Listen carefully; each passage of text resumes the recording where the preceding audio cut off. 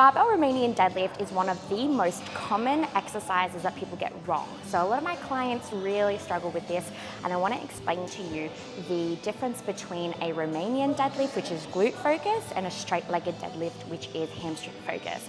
Now I'm going to obviously focus on the Romanian deadlift aspect today, but do know that there is a difference, right? So what you want to make sure of is that you're hinging correctly at the hips and your knees have a slight bend, but they stay in place as your hips are pushed back to the edge of the wall, right? So if I just do this side on here, shoulders back, drawing my pelvis in, drawing my belly up, I'm nice and tight, my chin stays upwards.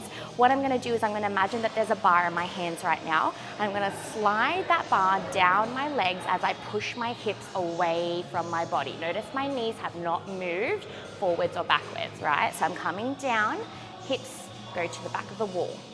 When I can't push my hips back any further, what I'm gonna do from here is actually bend my knees, but bend them in a way where it comes backwards and doesn't actually travel forward. So I'm here, sliding down my legs, push my hips back, bending my knees. So see this motion, bending my knees, allowing my torso to still come over my toes, maximum glute contraction here, and I'm gonna push through the floor.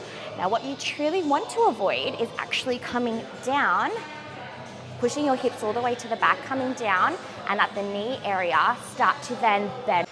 Now I would highly recommend that if you are going to go a little bit heavier with your weights, that you invest in some really good straps.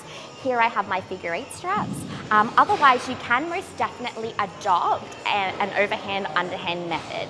The only thing I will say with that is the more internally you rotate one side and externally rotate the other, your body's gonna get used to this positioning, and you might find that later down the track, you have a little bit of an imbalance with your shoulders. So all in all, I highly recommend as your coach to hold overhand, or if that gets tiring in terms of your grip, invest in some really good straps, okay? So I'm just gonna show you what it looks like with an overhand grip. So I'm gonna come up to the bar. Hands are gonna be on the outsides of the bar, just like so. So shoulders down, core tight, and we're lifting up. Now, remember what I said about keeping the knees in place. Core tight, hips to the back of the room, or at the knees, we start to bend, and we push through the floor, just like that.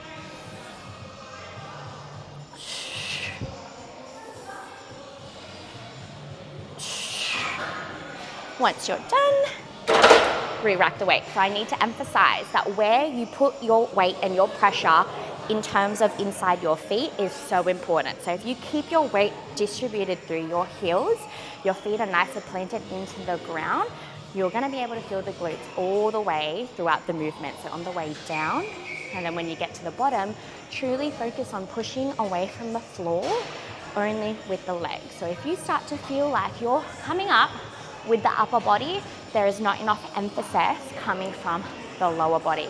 And that's exactly what we want. We want more emphasis on the lower body, more emphasis on the push through the heels, so that we can get the glutes nice and fiery.